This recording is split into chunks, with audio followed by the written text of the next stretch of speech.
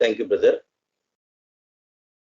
கிறிஸ்துக்குள் மிகவும் அன்பாய் அழைக்கப்பட்டு தெரிந்து கொள்ளப்பட்ட அன்பு சகோதர சகோதரிகளே, தேவனுடைய பெரிதான கிருபை, இரக்கம், தயவு இன்றும் கூட அவருடைய மகத்துவமான சத்தியங்களை தியானிக்க தேவன் நமக்கு கிருபை பாராட்டியிருக்கிறார். அந்த வண்ணமாக முதலாவதாக சர்வ வல்லமுள்ள தேவனுக்கு கர்த்தர் இயேசு வழியாக நன்றிகளும் துதி ஸ்தோத்திரங்களும் ஏறெடுக்கலாம். அன்பார்ந்த சகோதர சகோதரிகள், அப்போ சகோதரர் சொன்னது போல நாம இந்த நாள் முதல் ஒரு உவமை, கர்த்தர் இயேசு பேசிட்ட உவமை, parable of our Lord Jesus Christ, இந்த ஒரு தொடர் வேதத்தை ஜெபத்தோட தேவனுடைய கிருபையினால நாம் தொடங்கலாம். அன்பார்ந்த சகோதர சகோதரி, அப்போ இந்த ஒரு இன்ட்ரடக்ஷன் சப்ஜெக்டா தான் இருக்கும் இன்னைக்கு. இந்த சப்ஜெக்ட் நம்ம கேட்கலனாக்கா வரப்போகிற சகோதரர் சொன்னது போல அந்த 39 உவமைகள் பேசிட்டாலும் அதை புரிந்து கொள்வது சில கடினம் இருக்கின்றது. அதனால இந்த இன்ட்ரடக்ஷன் சப்ஜெக்ட் ரொம்ப ரொம்ப அவசியம், முக்கியமாக இருக்கின்றது. அன்பார்ந்த சகோதர சகோதரி, காரணம் ஒருவேளை நம்ம கிட்ட இன்னைக்கு நம்ம கையில வேதம் இல்லைனாக்கா, பைபிள் இல்லைனாக்கா நம்ம எப்படி வாழ்ந்திருக்கலாம்? அப்படி ஒரு கேள்வி போட்டாக்கா எப்படி இருக்கும்? அன்பார்ந்த சகோதர சகோதரிகளே, நம்முடைய தனிப்பட்ட வாழ்க்கையில முதலிடம் பிதாவாகிய தேவன், அடுத்து கர்த்தர் இயேசு, அடுத்து வந்துட்டு நமக்கு வாழ்வு தரும் வேதம், சத்தியம், பைபிள். ஏன் அப்படின்னு பார்க்கும்போது இந்த வேதம் தான் நமக்கு இந்த மாம்சம், உலகம், சாத்தானை வெல்ல வேண்டும் என்றால் முக்கியமாக அடிப்படையாக நம்ம கையில வேதம் இருக்க வேண்டும். அன்பார்ந்த சகோதர சகோதரிகள், பைபிளை குறித்து ஒரு சில பாயிண்ட், இது எக்ஸ்ட்ரா பாயிண்டா கூட இருக்கலாம். AD 1236 தான் பைபிள்ல சாப்டர் டிவிஷன் பகுதி, old testament and new testament, பைபிள்ல சாப்டர் வைஸ் அதிகாரத்தை பிரிச்சிருந்து கார்டினல் கேர். அதுக்கு முன்னாடி அப்படியே தொடர்ந்து இருந்தது. 1236 AD தான் சாப்டர் வைஸ் பிரிச்சிருந்து கார்டினல் கேர். AD 1320 the first English Bible is translated from Latin to English. AD 1320 இது வந்துட்டு ஜான் விக்லிஃப் இது செய்தார். ரெண்டாவது இங்கிலீஷ் பைபிள், இப்ப நம்ம கையில இருக்குது இல்ல இங்கிலீஷ் பைபிள், இது வந்துட்டு AD 1511 தான் நம்ம கையில இங்கிலீஷ் பைபிள் வந்துச்சு. அதுக்கு மூல காரணம் William dental, who has been translated in English in all the verses and chapters. பிறகு வில்லியம் டெண்டல் இந்த செய்ததுனால அவருக்கு வந்த வெகுமதி என்னன்னாக்கா கொலை செய்யப்பட்டார். He was murdered. Both Greek and Hebrew languageல இருந்து இங்கிலீஷ் லாங்குவேஜ் டிரான்ஸ்லேட் பண்ணிட்ட அந்த வில்லியம் டெண்டல அந்த காலத்துல அவர் கொலை செய்யப்பட்டார். லேட்டர் ஸ்டேஜ் தான் King James version by larger of scholars, அவங்க எல்லாம் சேர்ந்து கிங் ஜேம்ஸ் வெர்ஷன் ஒரு டிரான்ஸ்லேஷன் செய்தார். அது AD 1611 ஆச்சு. சரி, சாப்டர் வைஸ் இருந்து வந்துட்டு எப்போ டிரான்ஸ்லேட்டட் ஆச்சுனாக்கா, பிரிக்கப்பட்டதுனாக்கா AD 1236. வர்சஸ் இப்ப நம்ம சொல்றோம் இல்லைங்களா, இந்த வசனத்தை வாசிங்கன்னு, அந்த வர்ஸ் எப்போ டிவைடட் ஆச்சுனாக்கா 1551 AD. இப்பதான் அந்த டைம்ல தான் வசனங்கள் வர்சஸ் டிவைட் ஆச்சு. அன்பார்ந்த சகோதர சகோதரி, இது ஒரு எக்ஸ்ட்ரா இன்ஃபர்மேஷன். அப்போ பைபிள், வேதம், பைபிள் என்ன இருக்குது அப்படின்னு ஒரு கேள்வி போட்டாக்கா தொடக்க வசனமாக வாசிக்கலாம். சங்கீதம் 119:18. சங்கீதம் 119:18.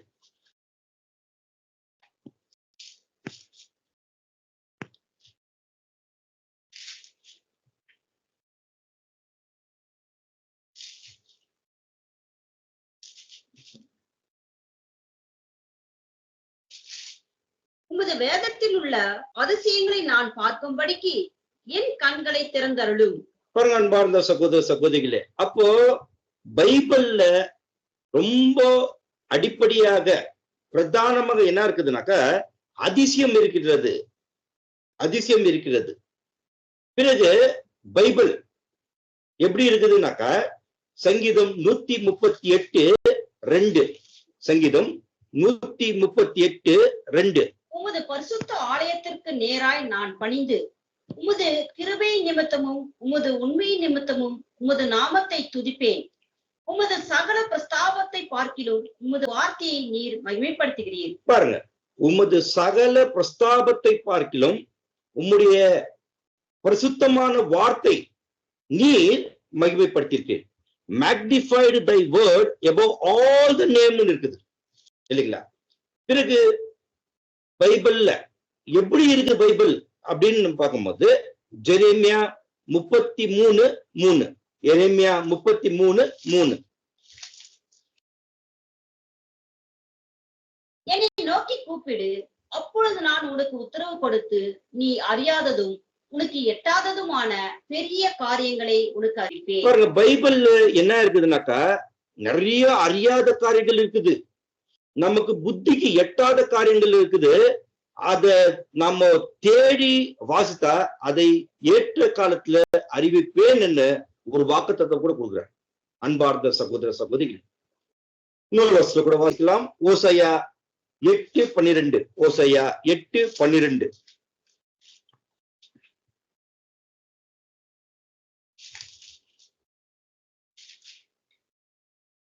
என் வேதத்தின் மகத்துவங்களை அவர்களுக்கு எழுதி கொடுத்தேன், அவைகளை அந்நிய காரியமாய் எண்ணினார்கள். பாத்தீங்களா, வேதத்துல என்ன இருக்குதுன்னா மகத்துவமான காரியங்கள் இருக்குது.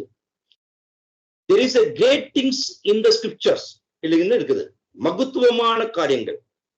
அப்போ அன்பார்ந்த சகோதர சகோதரிகளே, இன்னும் சில இன்ஃபர்மேஷன் சொன்னாக்கா இந்த சங்கீதம் 119 இருக்குதுங்களா, இதுல என்ன விசேஷம் இருக்குது?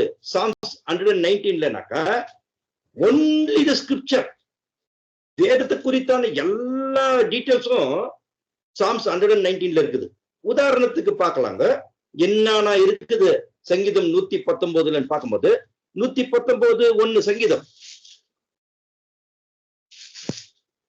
கர்த்தருடைய வேதத்தின்படி நடக்கிற உத்தம மார்க்கத்தார் பாக்கியவான்கள். பாத்தியா, வேதம் வந்துச்சுங்களா? வேதம்னா பைபிள் இல்லைங்களா? ரெண்டாவது வசனம் வாசிங்க. அவருடைய சாட்சிகளை கை கொண்டு அவரை முழு இருதயத்தோடு தேடுகிறவர்கள் பாக்கியவான்கள். பாத்தீங்களா, முதல்ல வேதம் வந்துச்சு, ரெண்டாவது சாட்சி. இது கூட வேதம் தான், இது கூட பைபிள் தான், சாட்சி. மூணாவது வசனம் வாசிங்க. அவர்கள் அநியாயம் செய்வதில்லை, அவருடைய வழிகள் நடக்கிறார்கள். வழிகள், இது கூட பைபிள்ல நமக்கு கொடுக்கக்கூடிய சில மார்க்கங்கள், வழிகள். நாலாவது வசனம் வாசிங்க. உமது கட்டளைகளை நாங்கள் கருத்தாய் கை கொள்ளும்படி நீர் கற்பித்தீர். கட்டளைகள், வேதம், சாட்சி, வழி, கட்டளைகள். ஐந்தாம் வசனம். உமது பிரமாணங்களை கை கொள்ளும்படி என் நடைகள் ஸ்திரப்படப்பட்டால் நலமாக இருக்கும். பிரமாணங்கள் பாருங்க, அப்படியே அடுக்கடுக்க வெறும் வேதத்தை பத்தியே பேசுது. வேதம் பைபிள் தான், சாட்சி பைபிள் தான், வழிகள் பைபிள் தான், கட்டளை பைபிள் தான், பிரமாணங்கள் பைபிள் தான். பிறகு 7ஆம் வசனம் வாசிங்க. உம்முடைய நீதி நியாயங்களை நான் கற்றுக்கொள்ளும் போது செம்மையான இருதயத்தால் உம்மை துதிப்பேன். நீதி நியாயங்கள் பைபிள்ல தான் இருக்குது இல்லைங்களா? இந்த மாதிரி அடுக்கடுக்கா நிறைய பைபிள்ல வெவ்வேறு விதத்துல வார்த்தைகளை உபயோகித்திருக்கிறார்கள். அன்பார்ந்த சகோதர சகோதரிகள், போதும், இப்போ டைரக்டா நம்ம பாடத்துக்குள் போயிடலாம். இன்ட்ரோடக்ஷன். உவமைகள், பாரபிள். புதிய ஏற்பாட்டுல 39 உவமைகள் இருக்கின்றது. கர்த்தர் இயேசு அநேக உவமைகளை பேசியிருக்கிறார். அப்போ உவமைகள் இல்ல, நம்ம என்ன நான் ரிக்வெஸ்ட் பண்றேன்னாக்கா, ஒருவேளை உங்ககிட்ட புக்கு பெண் இருந்துச்சுனாக்கா இந்த பாயிண்ட் எல்லாம் நோட் பண்ணிக்கோங்க. இன்னைக்கு இது உபயோகம் இருக்காது, பிற்காலத்துல இது ரொம்ப யூஸ்ஃபுல்லா இருக்கும். இது ஒரு தாழ்மையான வேண்டுகோள். அப்போ உவமைகள்ல என்ன இருக்குதுனாக்கா, என்ன சொல்லி இருக்கிறார் கர்த்தர் இயேசு உவமையில, எதற்கு உவமைகளாக பேசுகிறார் கர்த்தர் இயேசு, மூணாவது, யாருக்காக ஊமைகளால் பேசியிருக்கிறார்? முதல்ல ஊமைகள்ல என்ன இருக்குது? இரண்டாவது, எதற்கு கர்த்தர் இயேசு ஊமைகளாக பேசியிருக்கிறார்? மூணாவது, யாருக்காக இந்த ஊமைகளை பேசியிருக்கிறார் அப்படின்னு ஒரு 3 கேள்வி கேட்டாக்கா, முக்கியமாக அன்பார்ந்த சகோதர சகோதரிகளே, கடைசி காலத்துல வாழ்கின்ற பாதாங்கங்கள், நமக்கு இதுல இருந்து என்ன பாடம், இதெல்லாம் நம்ம தியானிக்க போகின்றோம் அன்பார்ந்த சகோதர சகோதரிகளே. அப்ப முதல் கேள்வி, ஊமைகள்ல என்ன இருக்குது?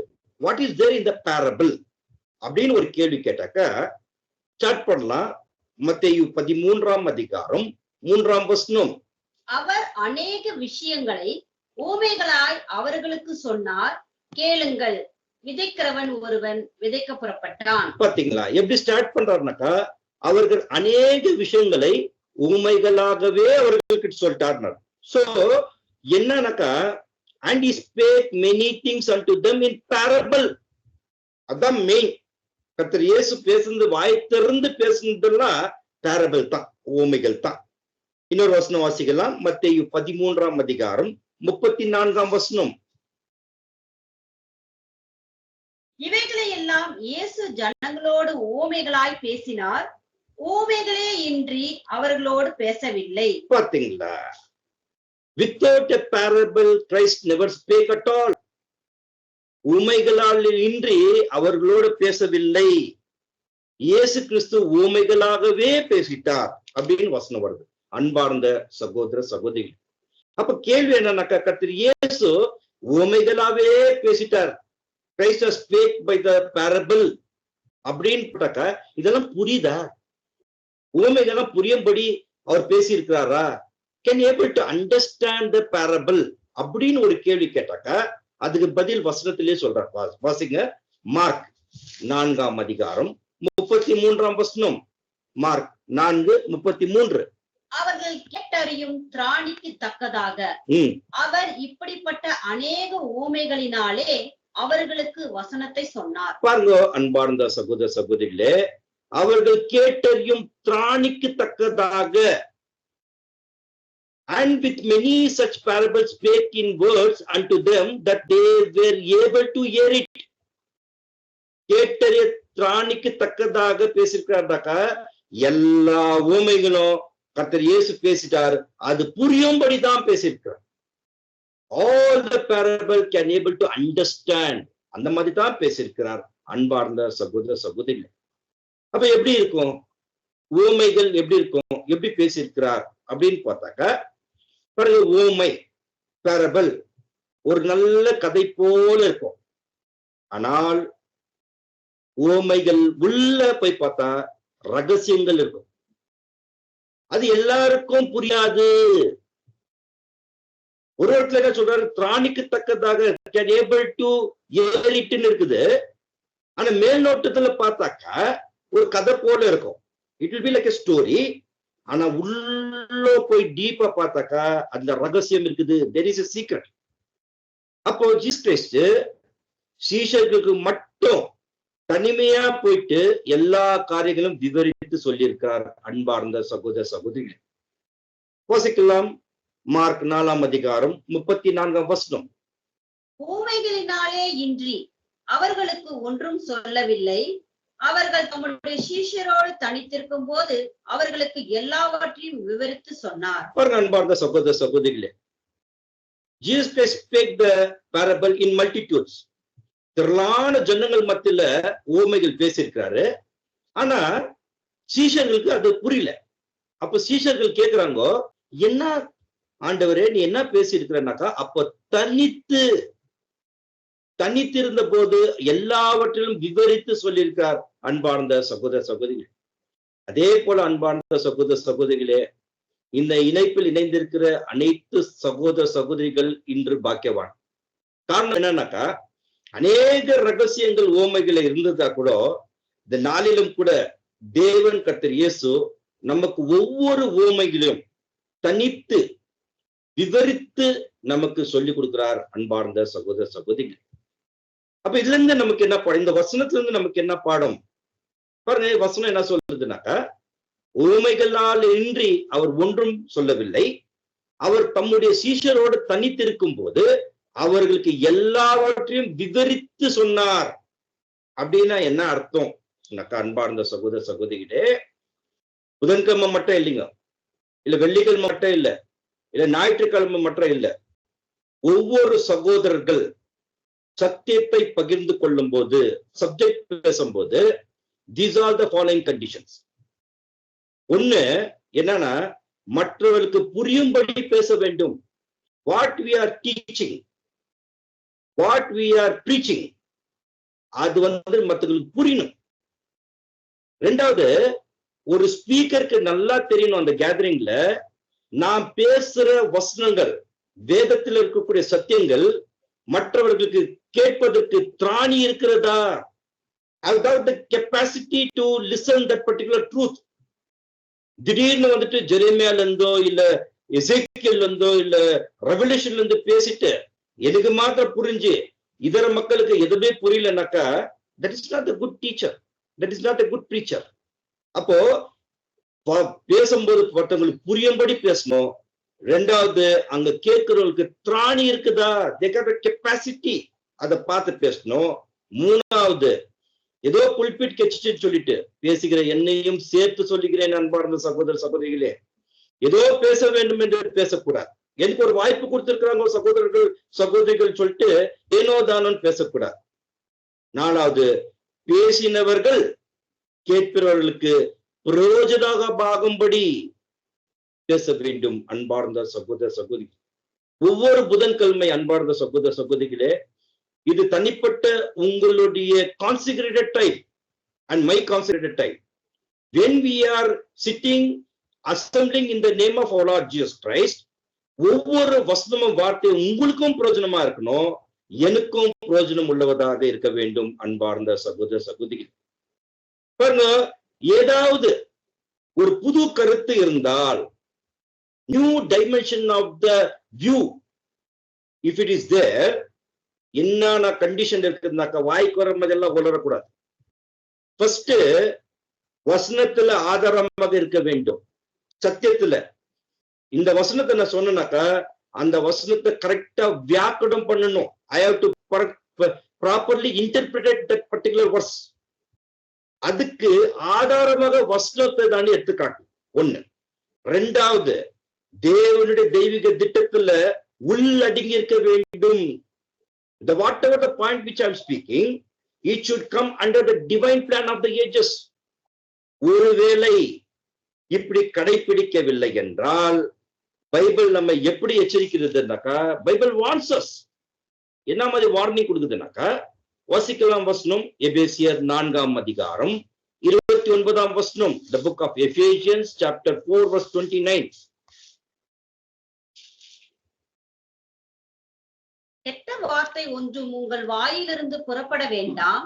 பக்தி விருத்திக்கு ஏதுவான நல்ல வார்த்தை உண்டானால் அதையே கேட்கிறவர்களுக்கு பிரயோஜனம் உண்டாகும்படி பேசுங்கள். For இங்கிலீஷ்ல, let no corrupt communication proceed out of your mouth, but what which is good to the use of edifying, that it may minister grace unto the hearers. அதாவது என்ன சொல்றேன்னா, கெட்ட வார்த்தை என்னக்கா எல்லா துருபதேசங்கள், தனிப்பட்ட வியாக்கணங்கள், இதெல்லாம் நம்ம வாயில பேசக்கூடாது.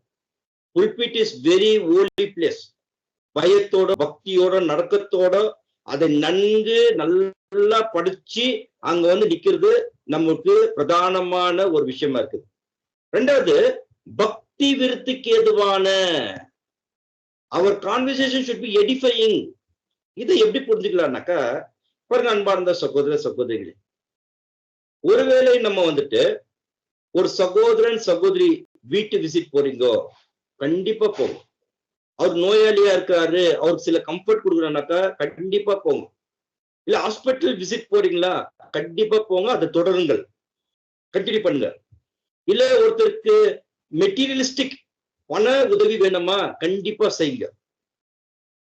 அன்பார்ந்த சகோதர சகோதரிகளே, தீஸ் மெட்டீரியலிஸ்டிக், இன்னைக்கு எனக்கு ஒரு உதவி செய்தீங்கன்னாக்கா மெட்டீரியலிஸ்டிக்கு, இந்த வாரம் எனக்கு தாங்கும், வர வாரம் எனக்கு தேவைப்படும்.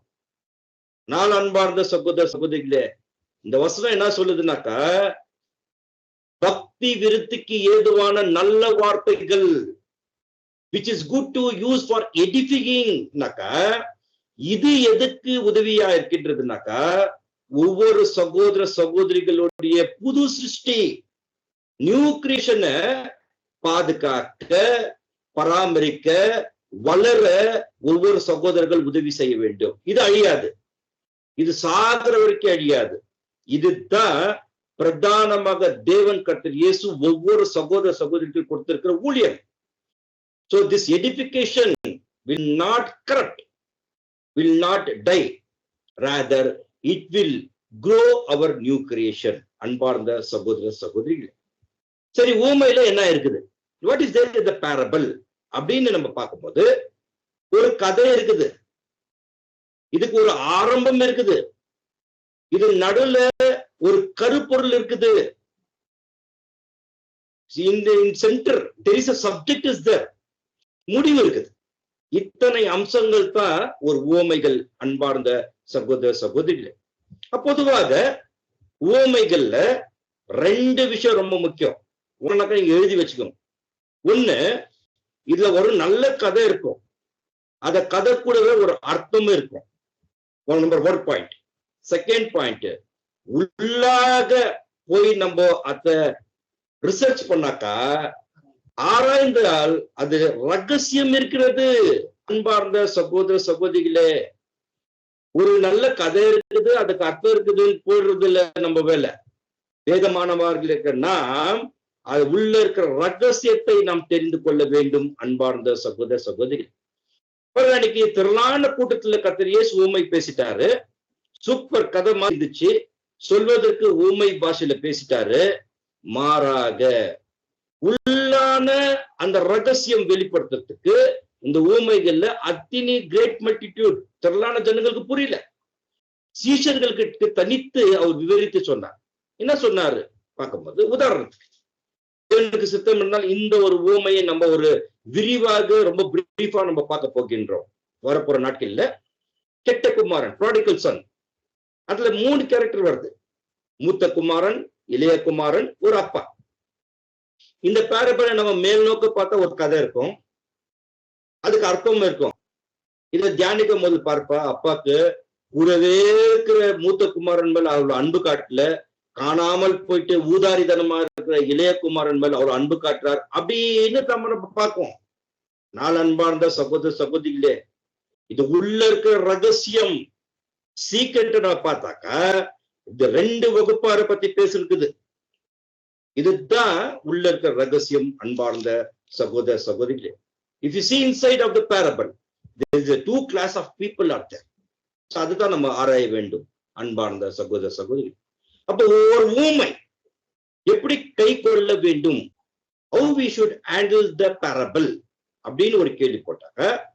பாருங்க அன்பார்ந்த சகோதர சகோதரிகளே, ஊமைகளில தேவனுடைய திட்டம் வெளிப்படுகின்றது. 2வது, ஒரு ஊமையில எல்லா வரிகளுக்கும் அர்த்தம் தேடக்கூடாது. மறுபடியும் நான் ரிப்பீட் பண்றேன், என்ன பிரதர் நீங்க இந்த ஊமையை நீங்க பேசுனீங்களே, இதுக்கு என்ன அர்த்தம், அதுக்கு என்ன அர்த்தம் அப்படிலாம் நம்ம பேச முடியாது, கேட்கவும் முடியாது. காரணம் இது ஊமை. மறுபடியும் நான் ரிப்பீட் பண்றேன், ஒரு ஊமையில word to word, line upon the line, எல்லா வரிகளுக்கும் இதுக்கு என்ன அர்த்தம், இதுக்கு என்ன அர்த்தம்னு நமக்கு தேட முடியாது. வை பாக்குங்க, Jesus Christ spoke in the parable.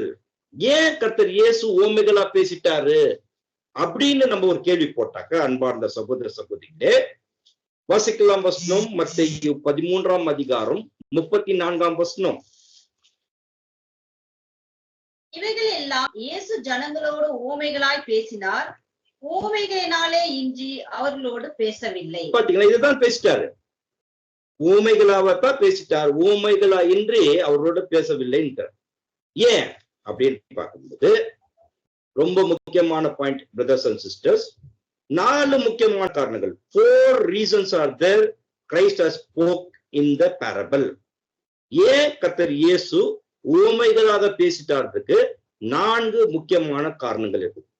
முதல் காரணம், by speaking the parable, Jesus Christ fulfills one of the prophecy. கர்த்தர் இயேசு உவமைகளாக பேசியதுனால ஒரு மிகப்பெரிய ஒரு தீர்க்க தரிசனத்தை நிறைவேற்றிட்டார். என்ன தீர்க்க தரிசனம்னு பார்க்கும்போது வாசிக்கலாம். மத்தேயு 13ஆம் அதிகாரம் 35ஆம் வசனம். என் வாயை உவமைகளினால் திறப்பேன், உலகம் தோன்றும் முதல் மறைபொருளானவைகளை வெளிப்படுத்துவேன் என்று தீர்க்கதரிசியால் உரைக்கப்பட்டது நிறைவேறும்படி இப்படி நடந்தது. பாத்தீங்களா? தீர்க்கதரிசியால் உரைக்கப்பட்டது நிறைவேறும்படி இப்படி நடந்தது. That it might be fulfilled which was spoken by the prophet அப்படின்னு இருக்கு. அப்போ இந்த வசனத்தை வாசிக்கும் போது எந்த தீர்க்க தரிசனம் நிறைவேறிச்சு அப்படின்னு பார்க்கும்போது சங்கீதம் 78:2, Psalms 78:2.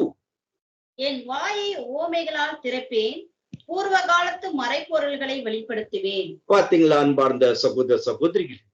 அப்போ மத்தேயு 13ஆம் அதிகாரம் 35ஆம் வசனத்தின் வழியாக மிகப்பெரிய ஒரு தீர்க்க தரிசனத்தை நிறைவேற்றிட்டார். என்ன தீர்க்க தரிசனம்னா சங்கீதம் 78:2 இருக்கக்கூடிய தீர்க்க தரிசனத்தை நிறைவேற்றிட்டார் கர்த்தர் இயேசு. அப்ப முதல் காரணம் ஏன் ஊமைகளாக பேசிட்டார்னாக்கா அவர் ஒரு தீர்க்க தரிசனத்தை நிறைவேற்றினார். அன்பார்ந்த சகோதர சகோதரிகளே, இரண்டாவது காரணம், only disciples should understand the parable.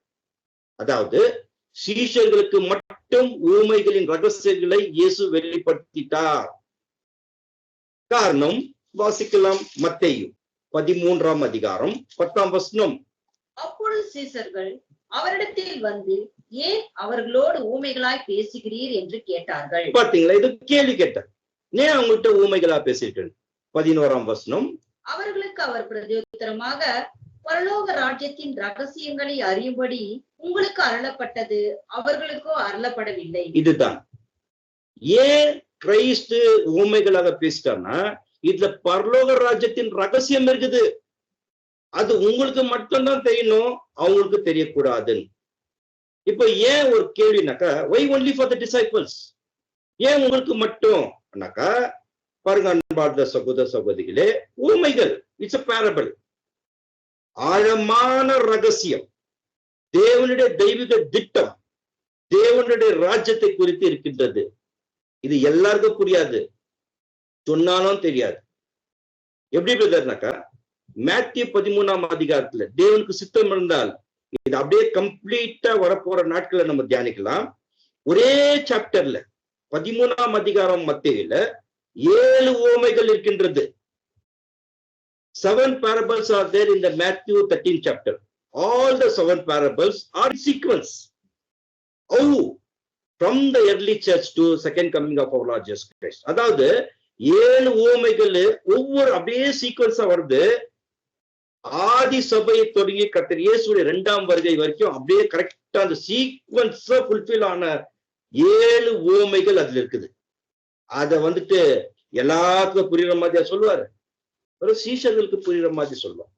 அப்போ அன்னைக்கு சீஷர்களுக்கு புரியுற மாதிரி சொல்லிட்டாருனாக்கா, இன்னைக்கு அந்த சத்தியம் நமக்கு தெரிந்து கொள்ள வேண்டும் என்றால் நமக்கு என்ன தேவைனாக்கா, பரிசுத்த ஆவி, தேவனுடைய வல்லமை இல்லைன்னா நமக்கு புரியாது, தெரியாது.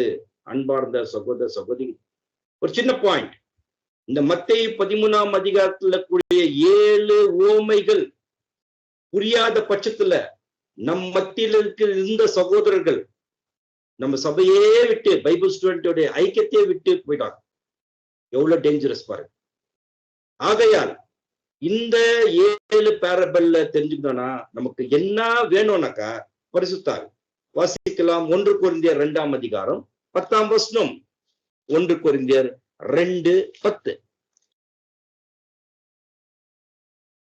நமக்கோ தேவன் அவைகளை தமது ஆவியினாலே வெளிப்படுத்தினார். அந்த ஆவி எல்லாவற்றையும் தேவனுடைய ஆழங்களையும் ஆராய்கின்றார். But God hath revealed them unto us by His Spirit. For the Spirit searcheth all things. Yeah, the deep things of God. ஆழமான சத்தியங்களை ஆராய்வதற்கு நமக்கு பிரதானமாக தேவை பரிசுத்த ஆவி. அன்பார்ந்த சகோதர சகோதரிகளே, அப்போ யாருக்கு விசேஷமாக இந்த காரியங்களை தேவன் வெளிப்படுத்துவார் அப்படின்னு ஒரு கேள்வி போட்டாக்கா, வாசிக்கலாம் வசனம். சங்கீதம் 25 14. Psalms 25:14. கர்த்தருடைய ரகசியம் அவருக்கு பயந்தவர்களிடத்தில் இருக்கிறது. அவர்களுக்கு தம்முடைய உடன்படிக்கையை தெரியப்படுத்துவார். பாருங்க அன்பார்ந்த சகோதர சகோதரி, ரொம்ப டீப்பா இந்த வசனத்தை தியானிக்க வேண்டும். கர்த்தருடைய ரகசியம் அவருக்கு பயந்தவர்களிடத்தில் இருக்கின்றது. அவருக்கு தம்முடைய உடன்படிக்கையை தெரியப்படுத்துவார். The secret of the Lord is with them that fear him and he will shew all the covenants அப்படின்னு இருக்கு. அப்போ கர்த்தருடைய வசனம் யார் பயப்படுறாங்களோ அவங்களுக்கு தான் வெளிப்படுத்துவார். பைபிள்ல ஒருத்தர் தேவனுக்கு பயந்த மாதிரி ஒரு வசனம் இருக்குது. யாருன்னா சொல்ல முடியுங்களா? ஒரு ட்ரை. ரொம்ப லேட் பண்ணிடாதீங்க, தெரிஞ்சிச்சுன்னாக்கா அன்மியூட் பண்ணி சொல்லுங்க. வேதத்துல கர்த்தருக்கு பயந்தவர் அப்படின்னு ஒரு சர்டிபிகேட் பெற்றவர் ஒருத்தர் இருக்கிறார். யார் அவர்? அன்பார்ந்த சகோதர சகோதரி, ஓகே, அது யார்? எஸ், டெஃபினெட்லி இல்லைன்னு சொல்லல, பட் அவர் இல்ல. பார்க்கலாம். ஆதியாகமம் 22:12.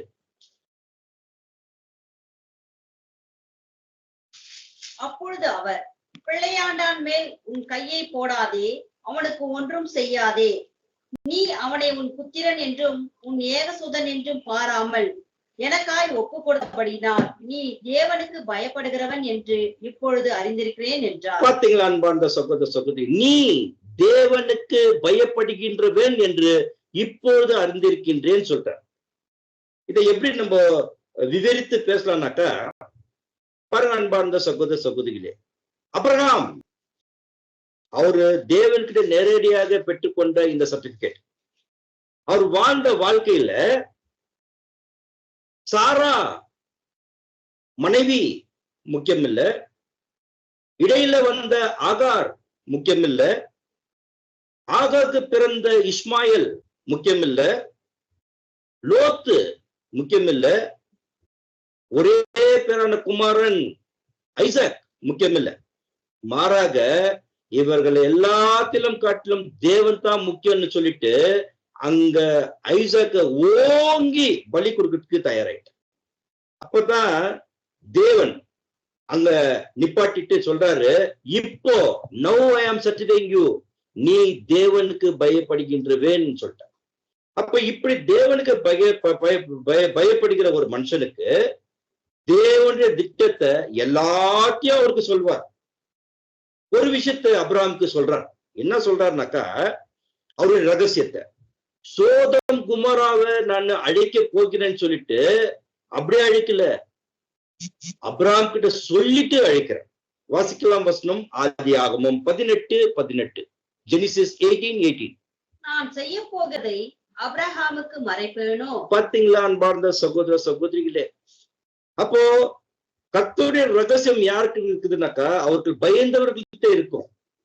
அவர் ஒண்ணுமே மறைக்க மாட்டார், எல்லாத்தையும் அவரு வெளிப்படுத்துவார்னாக்கா, இந்த கூட நான் செய்ய போகிறதை அபிரகாமுக்கு மறைப்பேனோ சொல்றார். பாருங்க, அப்ப சில சமயத்துல ஊமைகள் நமக்கு புரியாது, எவ்வளவு படிச்சாலும் தெரியாது, அதோடைய அர்த்தம் நமக்கு தெரியாது.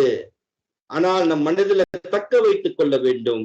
யார் ஒருவர் தேவனுக்கு பயந்து வஸ்திரத்தில் நடுங்குறாங்களோ அவர்களுக்கு அவருடைய ரகசியத்தை வெளிப்படுத்துவார். அன்பார்ந்த சகோதர சகோதரி, அதே போலத்தான் கர்த்தர் இயேசு கூடவே இருந்தாங்க சீஷர்கள், very close to our Lord Jesus Christ. அவங்களுக்கு ரகசியத்தை வெளிப்படுத்திட்டார். ஒருவேளை அவங்க தூரமா இருந்துட்டாக்கா, இல்ல நாம தேவன்கிட்ட ஒரு ஐக்கியப்பட்டு, கர்த்தர் இயேசுவுடனே ஐக்கியப்பட்டு, வேதத்துல ஒரு ஐக்கியப்பட்டு இருந்தாக்கா ரகசியத்தை வெளிப்படுத்துவார். இத மூணைய விட்டுட்டு நம்ம தூரமா இருந்துட்டாக்கா நமக்கு என்ன சத்தம் கேட்கணும்? உலக சத்தத்தை கேட்கும். உலக சத்தம் என்ன புரியுதுங்களா? உங்களுக்கு நல்லா புரியும்.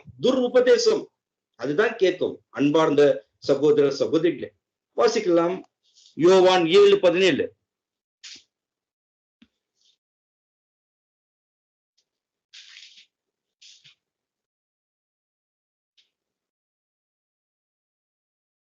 அவருடைய சித்தத்தின்படி செய்ய மனதுள்ளவன் எவனோ அவன் இந்த உபதேசம் தேவனால் உண்டாயிருக்கிறதோ நான் சுயமாய் பேசுகிறவனோ என்று அறிந்து கொள்வான். பாருங்க அன்பார்ந்த சகோதர சகோதரி, வெரி வெரி இம்பார்ட்டன்ட் பாயிண்ட்.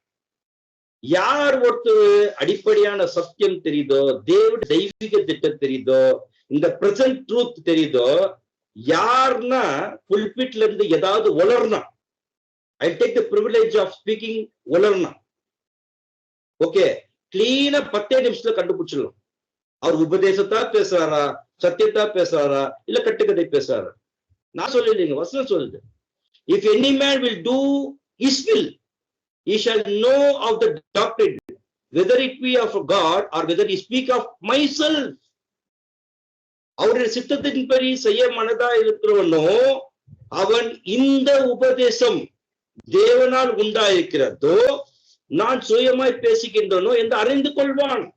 அது கூட அறிந்து கொள்ளனாக்கா அது செத்த பொணத்துக்கு தான் சமானம். அன்பார்ந்த சகோதர சகோதரிகள், ஏன் அப்படின்னு பார்க்கும்போது அர்த்த வசனம் தான் ரொம்ப முக்கியம். யோவான் 7:18 வாசிங்க. சுயமாய் பேசுகிறவன் தன் சுய மகிமை தேடுகிறான், தன்னை அனுப்புகிறவரின் மகிமையை தேடுகிறவனோ உண்மையுள்ளவனாய் இருக்கிறான், அவனிடத்தில் அநீதி இல்லை. அன்பார்ந்த சகோதர சகோதரிகளே, can you able to see the differentiate? சுயமாய் பேசுகிறவன் அவனுடைய மகிமை தேடுகின்றான், he will seek his glory. ஆனா தேவனுடைய திட்டத்தை சத்தியத்தை சத்தியமா பேசுகிறவன் தேவனை மகிமைப்படுத்துகிறான், கர்த்தர் இயேசுவை மகிமைப்படுத்துகிறான், கிடைத்த சத்தியத்துக்கு உண்மை உள்ளவரா இருக்கிறார். அன்பார்ந்த சகோதர சகோதரிகளே, அப்போ என்ன இங்க சொல்றாருனாக்கா தேவன் நம்மோடு பேசுவார் அப்படின்னு நாம் கீழ்ப்படிந்தால் இன்னும் ஆழமான ரகசியத்தை தேவன் நமக்கு வெளிப்படுத்துவார். அன்பார்ந்த சகோதர சகோதரிகளே, அப்ப 2வது காரணம், கர்த்தர் இயேசு திரளான கூட்டத்துக்கு இந்த சத்தியம் போய் சேர்ந்தோன்னு இல்ல, மாறாக வெறும் அவர் வாழ்ந்த நாட்களில் வெறும் 12 அப்போஸ்தலருக்கு மட்டும் இந்த சத்தியம் போய் சேர வேண்டும் தான் கர்த்தர் இயேசு ஓமையாக பேசிட்டார். அன்பார்ந்த சகோதர சகோதரி, 3வது காரணம் என்னாலே டைஜஸ்ட் பண்ண முடியல, ஆனா சத்தியம் என்னன்னாக்கா வேறு யாரும் கேட்டு மனம் திரும்ப கூடாது. இந்த பாயிண்ட் ஆஃப் வியூல யார்தான் தியானம் பண்ணிருக்காருல. கர்த்தர் இயேசு பிரசங்கம் பண்றாரு, ஆனா பிரசங்கம் பண்றவுடைய மைண்ட் அவருக்கு எப்படி இருக்குதுனாக்கா எல்லாரும் கேட்டு மனம் திரும்பிடக்கூடாதுன்னு பிரசங்கம் பண்றாரு. வாசிக்கலாம் வசனம், மார்க் 4ஆம் அதிகாரம் 11ஆம் வசனம். மார்க் 4:11. அதற்கு அவர், தேவனுடைய ராஜ்யத்தின் ரகசியத்தை அறியும்படி உங்களுக்கு அருளப்பட்டது, புறம்பே இருக்கிறவர்களுக்கோ இவைகள் எல்லாம் ஓமைகளாய் சொல்லப்படுகிறது. அன்பார்ந்த சகோதர சகோதரி, ஏன் வேற யாரும் கேட்டு மனம் திரும்ப கூடாதுனாக்கா பிரதானமாக இந்த ஓமையில் என்ன இருக்குது, என்ன ரகசியம் இருக்குதுனாக்கா தேவனுடைய ராஜ்யம் ரகசியம் இருக்குது. வெளியே இருக்கிறவங்க இவர்களுக்கு எப்படி இருக்கும்னாக்கா ஊமைகளாகவே இருக்கும். அன்பார்ந்த சகோதர சகோதரிகளே, ஏன் அவருக்கு ஊமையாகவே இருக்கணும்னு சொல்லிட்டாரு அப்படின்னு பார்க்கும்போது அடுத்த வசனம் வாசிக்கலாம். மார்க் 4:12. அவர்கள் குணப்படாதபடிக்கும் பாவங்கள் அவர்களுக்கு மன்னிக்கப்படாதபடிக்கும் அவர்கள் கண்டும் காணாதவர்களாகவும் கேட்டும் உணராதவர்களாகவும் இருக்கும்படி இப்படி சொல்லப்படுகிறது என்றார். பாத்தீங்களா, இந்த வசனம் நம்ம எப்பனா இந்த கோணத்துல வாசிக்கிறோமா?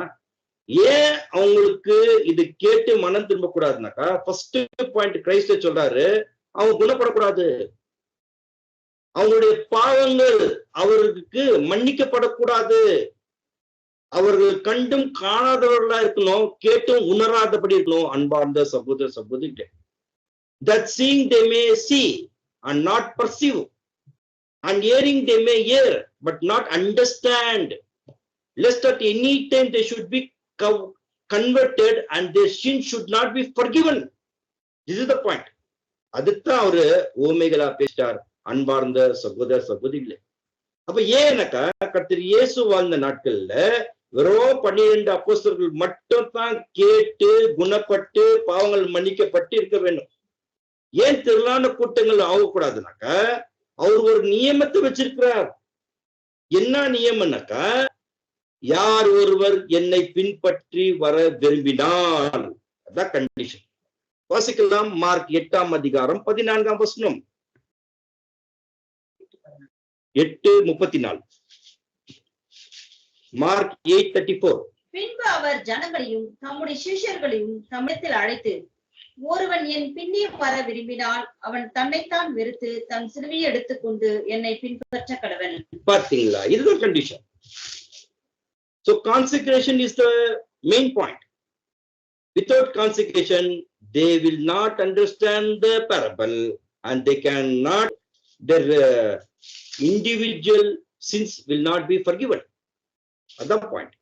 இன்னொரு வசனம் கூட வாசிக்கலாம். பிலிப்பியர் 1ஆம் அதிகாரம் 29ஆம் வசனம். பிலிப்பியர் 1:29.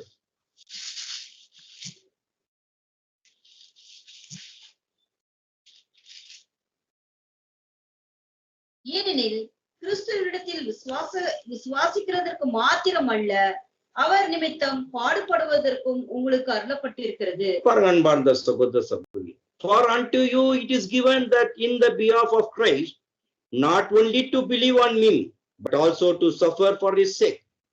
Many are there to believe Christ is my redeemer, he has given a ransom for all, but how many of them are ready to suffer along with him? The point. பாருங்க அன்பார்ந்த சகோதர சகோதரி, யாருக்கு மட்டும் இந்த பேரபிள் போய் சேர வேண்டும் அப்படின்னு ஒரு கேள்வி கேட்க, ஜெபேனியா 2ஆம் அதிகாரம் 1ஆம் வசனம். ஜெபேனியா 2:1.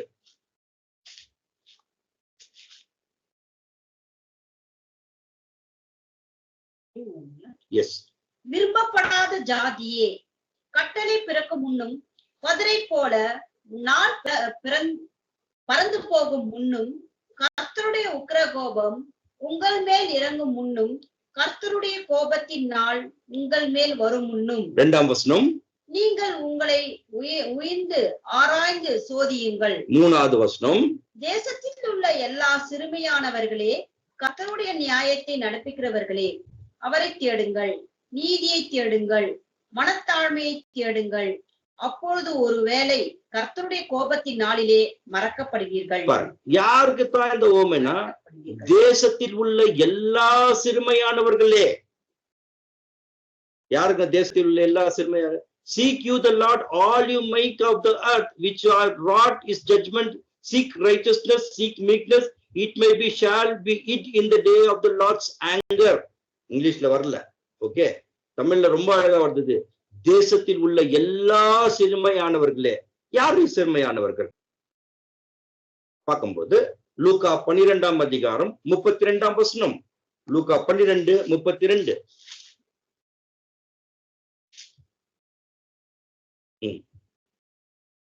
பயப்படாத சிறு மந்தையே, உங்களுக்கு ராஜ்யத்தை கொடுக்க உங்கள் பிதா பிரியமாயிருக்கிறார். அன்பார்ந்த சகோதர சகோதரிகளே, ஜெபனியா 2ஆம் அதிகாரம் 3ஆம் வசனத்துல சொன்ன எல்லா சிறுமையானவர்களேனாக்கா யாரு? பயப்படாதே சிறுமந்தையே. Fear not the little flocks. அன்பார்ந்த சகோதர சகோதரி சபை, நானும் நீங்களும். 4வது காரணம், தேவனுடைய ரகசியங்களை ஏற்றுக்கொள்ள ஜனங்கள் ஏற்ற காலம் வரவில்லை. இதுதான் 4வது ரீசன். பாருங்க அன்பார்ந்த சகோதர சகோதரிகளே, இந்த பேரபிள ஒருவேளை இந்த இணைப்பில் இணைந்திருக்கிற சகோதர சகோதரிகள் எல்லாம் கேட்டு அதோடைய அறிவு பெற்றிருக்கிறார்கள். Good, will appreciate. ஆனா இந்த பேரபிள்ல இந்த இணைப்பில் இணைந்திருக்கிற சகோதர சகோதரிகள் இன்னும் ஆழமான ரகசியம், பிரதர் இது வரைக்கும் தெரியல பிரதர்னாக்கா, ஆமா இது வரைக்கும் தெரியலனாக்கா அந்த ஏற்ற காலம் வரல. ஒருவேளை கர்த்தருக்கு சித்தம் இருந்தால் ஏற்ற காலம் இன்னைக்கு வந்திருக்கலாம். அன்பார்ந்த சகோதர சகோதரிகள், அதுக்கு ஆப்டா ஒரு வசனம் வாசிங்க. யோவான் 3ஆம் அதிகாரத்துல நிக்கதேமு என்ற ஒரு பரிசேயன் கர்த்தர் இயேசுவை சந்திக்க வருகிறார்.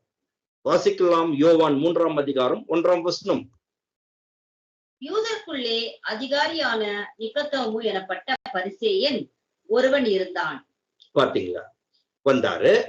10ஆம் வசனம் வாசிங்க. யோவான் 3:10. இயேசு அவனை நோக்கி, நீ இஸ்ரவேலில் போதகனாய் இருந்தும் இவைகளை அறியாமல் இருக்கிறாயா? பாத்தீங்களா, இவர் ஒரு பெரிய போதகர். He's a Pharisee. He know all the commandment of Moses. He know the scripture. He is a preacher. ஆனா கர்த்தர் இயேசு என்ன சொல்றாருனாக்கா, Jesus answered and said unto him, art thou a master of Israel and knowest not these things? இயேசு அவனை நோக்கி, நீ இஸ்ரவேலின் போதகனாய் இருந்தும் இவைகள் அறியாமல் இன்னும் இருக்கிறியான்னு கேட்கிறார். ஏன் அறியல, ஏன் நிக்கோதேமுக்கு இன்னும் தெரியல அப்படின்னு ஒரு கேள்வி போட்டாக்கா, வாசிக்கலாம் 12ஆம் வசனம், யோவான் 3:12. பூமிக்கு அடுத்த காரியங்களை நான் உங்களுக்கு சொல்லியும் நீங்கள் விசுவாசிக்கவில்லையே, பரம காரியங்களை உங்களுக்கு சொல்வேனானால் எப்படி விசுவாசிப்பீர்கள்? பாத்தீங்களா அன்பார்ந்த சகோதர சகோதரி, பூமியில இருக்கிற சின்ன சின்ன விஷயங்கள், ஓகே, அதுலயே சில உதாரணங்களை சொல்லிட்டு தான் ஒரு கர்த்தர் இயேசு பேசியிருக்கார், நிறைய பிரசங்கம். அதே உங்களுக்கு தெரியலனாக்கா, பரலோகத்துல இருக்கக்கூடிய காரியங்கள் எல்லாம் நான் பேசிட்டா எப்படி தெரியும்? ஏன் இந்த வார்த்தையை பேசிட்டான்னாக்கா, கர்த்தர் இயேசு முதலாம் வருகையில 33 வருஷம் வாழ்ந்து மரித்து 3ஆம் நாள் உயிர் தெழுந்து 50வது நாள் பெந்தெகோஸ்து அன்று அவர் விண்ணகம் சென்று அப்பத்தாங்கத்துல இருந்து பரிசுத்தாவியை அனுப்புறார். அதுவரைய சீஷர்களுக்கு பரிசுத்தாவி கிடைக்கல. அதனாலதான் சீஷர்கள் மத்தியில என்ன நடந்துச்சுனாக்கா, யோவான் 16ஆம் அதிகாரம் 12ஆம் வசனம், The Gospel of John chapter 16 verse 12.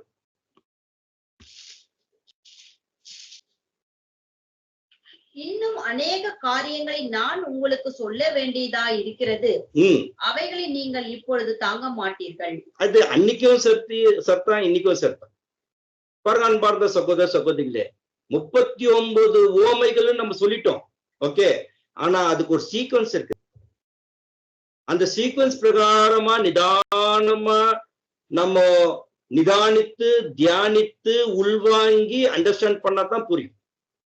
அதுக்குன்ட்டு சொல்லிட்டு எனக்கு தெரிஞ்ச உவமைகள்லாம் திடீர்னு நான் சொல்லிட்டேன்னாக்கா, நான் சொல்றதெல்லாம் என்ன ஆயிடும்னாக்கா, அன்னைக்கு கர்த்தர் இயேசு சொன்னது மாதிரிதான் அவைகள்லாம் நீங்கள் கேட்டா கூட தாங்க மாட்டீங்கன்னா என்ன அர்த்தம், will leads to the confusion, குழப்பத்துக்கு போயிடுவோம். அதனால பயத்தோட பக்தியோட இந்த வகுப்பை குறித்தும் வரை நாம ஜெபத்தோட கலந்து கொண்டு ஒவ்வொரு நாளும் ரொம்ப அடிப்படையாக ரொம்ப எளிமையாக ஒவ்வொரு பேரபலும் சீக்வன்ஸா நம்ம தியானம் செய்யறதுக்கு தேவனிடத்தில் நம்ம அந்த கிருபையை பெற்றுக் கொள்ளலாம் அன்பார்ந்த சகோதர சகோதரி.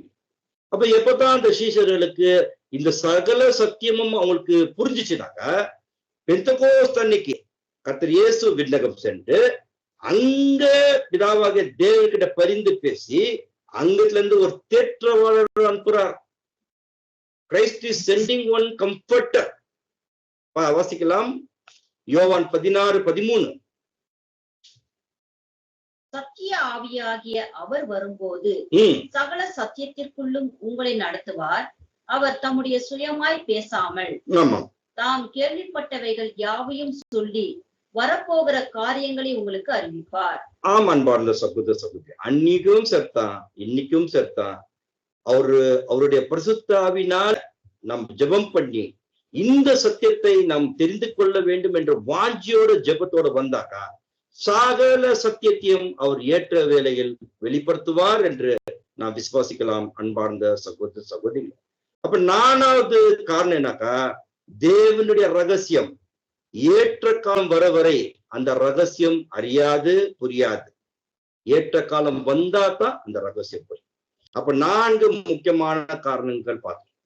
யாருன்னா சொல்வீங்களா 4 காரணங்கள் ஏன் கர்த்தர் இயேசு உவமைகளாக பேசிட்டாருன்னு? 4 காரணங்களை டக்கு டக்குன்னு யாருன்னா சொல்வீங்களா?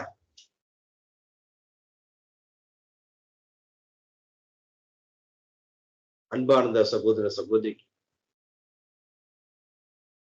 பார்த்துட்டோம் 4 முக்கியமான காரணங்கள் கர்த்தர் இயேசு ஏன் உவமைகளாக பேசிட்டார்னாக்கா, முதல் ஒரு தீர்க்க தரிசனத்தை நிறைவேற்றிட்டார். 2வது சீஷர்களுக்கு மட்டும் உவமைகளின் ரகசியம் வெளிப்படுத்திட்டார். 3வது வேறு யாரும் இந்த உவமைகளை ரகசியத்தை கேட்டு மனம் திரும்ப கூடாது என்பது காரணத்தினால் உவமைகளால் பேசிட்டார். 4வது தேவனுடைய ரகசியத்தை ஏற்ற காலத்துல ஏற்ற நேரத்துல ஏற்ற சமயத்துல ஜனங்களுக்கு வெளிப்படுத்த ஊமைகளாக பேசிட்டார். அன்பார்ந்த சகோதர சகோதரிகள், அப்போ வேதத்துல நமக்கு கொடுக்கப்பட்ட இந்த 39 ஊமைகளின் ரகசியம் வரப்போற நாட்களில் தேவனுக்கு சித்தம் இருந்தால் 1 by 1 தேவன் நமக்கு கற்றுத்தருவார். அதற்கு நாம் ஜெபத்தோட பணிவோட இந்த இணைப்பில் இணைந்து அவருடைய மகத்துவமான சத்தியங்களை கேட்டு அறிந்து அதன்படி நடக்க தேவன் நமக்கு எல்லா விதமான பரிசுத்தாவின் பலத்தையும் தந்து வழிநடத்துமார்களோ என்று கொண்டாடிக்கலாம். அன்பார்ந்த சகோதர சகோதரிகளே, ஒரு வேண்டுகோள், இந்த பாடமானது ஏதோ நான் பேசுறேன் நீங்க கேட்கறேன்னு இல்ல. இதுல ஏதாவது உங்களுக்கு சந்தேகம் இருந்தால், இந்த ஊமைகளில ஏதாவது இன்னும் உங்களுக்கு விளக்கம் தேவை என்றால், தயவு செய்து பாடத்தின் முடிவில் எல்லா சகோதர சகோதரிகளுக்கும் அந்த உரிமை உண்டு, நீங்கள் கேட்கலாம். அதற்கு தக்க பதில் அந்த நாளில கொடுக்க முடிந்தால் நான் கொடுக்கின்றேன், அல்லது அதற்கு நான் படித்து தெரிந்து நெக்ஸ்ட் கிளாஸ்ல அதோடைய விளக்கத்தை நாம் பகிர்ந்து கொள்ளலாம். அன்பார்ந்த சகோதர சகோதரிகளே, தேவன் தாமே இந்த பாடங்களை ஆசீர்வதிப்பாராக. உங்களோடு கேட்ட அன்பு சகோதர சகோதரிக்கு நன்றி. ஆமென்.